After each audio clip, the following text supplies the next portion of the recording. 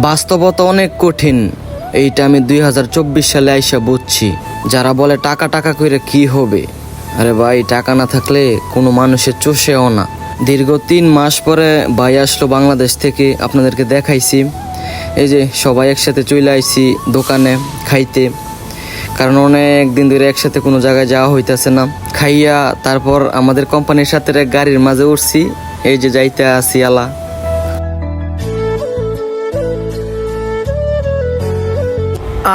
আসসালামু আলাইকুম এভরিওয়ান, কি অবস্থা সকলের, কেমন আছেন সবাই? আশা করি সবাই ভালো আছেন গাইস। আলহামদুলিল্লাহ আপনাদের দোয়ায় আমি অনেক ভালো আছি। দীর্ঘ 3 মাস পরে ভাইয়ের সাথে দেখা, 3 মাস পর বাংলাদেশ থেকে ছুটি কাটানোর পর আসলো সৌদি আরবে। তাই আজকে সবাই মিলে বের হয়ে গেলাম, একটু হাঁটাগুটি করমু, তারপর আপনার দোকানে যাবো, দোকানে গিয়ে খাওয়া দাওয়া করমু। আপনারাও দেখতে থাকেন ভিডিওটা। সন্ধ্যাও হয়ে গেছে, এখন বাজে প্রায় 6টা। তো বাইরে যাওয়ার কোনো প্ল্যান ছিল না, হঠাৎ করে বলতেছে আয় ঘুরে আসি। তো যেই কথা সেই কাজ, বের হয়ে গেলাম সবাই হাঁটতে হাঁটতে। এইখানে কই যামু, যাওয়ার মতো কোনো জায়গা নাই। সাইডে কলাদা ভালো তেমন কিছু নাই, মরুভূমি আর মরুভূমি। যত ভালো ভালো জায়গা আছে সব দূরে দূরে, সাইডে কলাদা তেমন ভালো কিছু নাই। যাইতে হইলে গাড়ি নিয়ে যাইতে হয়। আর কিসের ঘোরা, যেই গরম এখন সৌদি আরবে যারা আছেন তারা একমাত্র জানেন এখন কি অবস্থা। যে কাজ করার মতো কোনো বাও নাই, গরমের লতুফা পরে এত খারাপ লাগে, শরীর গাইমা একবার অবস্থা বাজে হয়ে যাকা, কাজ তো করতেই পারি না। এই যে দেখেন বিড়াল গাড়ির উপর উঠে বসে রয়েছে, গরমে বিড়াল দাঁড়ফায় মরে রাস্তার মাঝে, এতটাই গরম। কত মানুষ সৌদি আরবে টুক করতেছে এই গরমে। গরম মনে করেন সহ্য করার মতন কোনো বাওই নাই, এতটাই গরম। যারা নতুন করে সৌদি আরবে আসতে চাইতেছেন বা আসবেন, একটু বুঝে শুনে আইসেন। সৌদি আরবে এখন কোনো দিক দিয়ে শান্তি নাই, কাজ নাই, তারপরে কাজ করে টাকা দেয় না, তারপরে আপনার হয়েছে গরম, মানে গরম যেমন তেমন, কিন্তু কাজ করায় টাকা দেয় না, তারপরে বেতন কম। আর সবার তো আর এক সমস্যা না, কিন্তু আমি যেগুলো দেখছি সবারই এক সমস্যা। বলে ভাই কাজ করি টাকা দেয় না, এই সমস্যা এই সমস্যা। মানে আমার মতে সৌদি আরব এখন না আসাটাই সবচেয়ে বেটার। এই যে আইসা পড়ছি, গরমে কোনো কিছু ভালো লাগে না। এই যে একটা সেলুন, একটা বাকালা, একটা হইছে আপনার নাস্তার দোকান।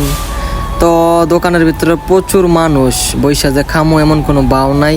এই যে দোকানের সামনে এসে দেখা, তারপরে এই যে বাকালার ভিতরে ঢুকতাছি, বাকালা থেকে একটু ঘোরাঘুরি করমু, তারপর মানুষগুলা কমলে তারপর ভিতরে গিয়ে বসমু, হাত মুখ দিয়া তারপর অর্ডার দিমু, তারপরে খাওয়া দাওয়া করমু, তারপরে যাবো গা রুমে। এই যে পানি নিয়ে ঠান্ডা পানি ফ্রিজ থেকে বের করলাম, বের করে বসলাম চেয়ারে হাত মুখ দিয়া।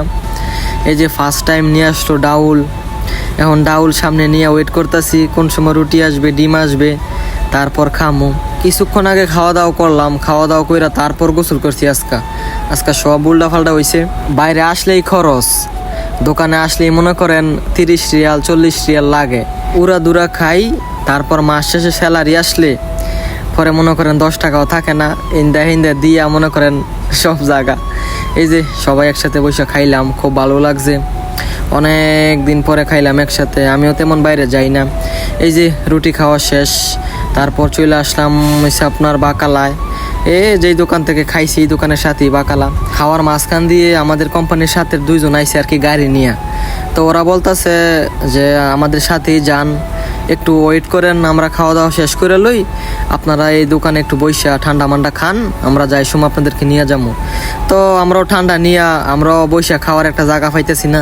তারপর আইসা পড়ছি সেলুনে আইসা ঠান্ডা বাংলাম, খাইলাম সবাই।